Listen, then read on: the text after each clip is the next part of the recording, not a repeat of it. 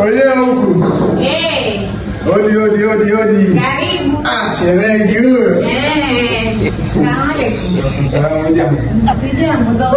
Alhamdulillah. Ramadhani unapelekaje? Ramadhani kwa neema za Mungu tu. Na ndugu yangu vipi? Ndugu yangu yuko chumbani, yasikiza mawaidha mwenyewe ongeza sauti. Takatifu. Mchele na mawaidha toka lini la nini? Kila siku familia yenu ndio midadi ya kusikiza mawaidha. Kwani alianza kufunga kuanzia Rajabu, Shaban mpaka sasa Ramadhani yeye wafunga. So ikifika saizi kila siku ikifika saizi yuko chumbani. Ukifika utamuona.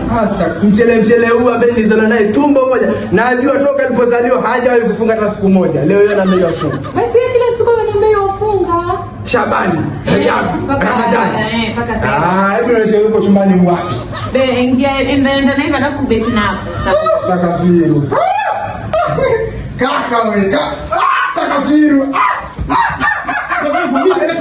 Kaka nini? Shemeji.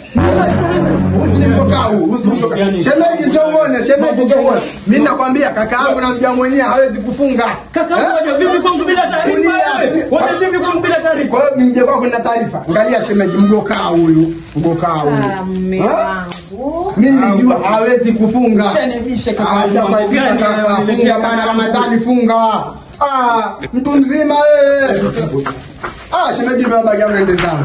Anafanya kududu. Ndio baba yangu ende zangu. Nisikize mchongo huu. Angalia kona dondo mchicha mwa. Mchicha gani unawekwa hapo? Ama una mchicha ile mchicha naye basi mke wangu unapenda mambo ya hivi.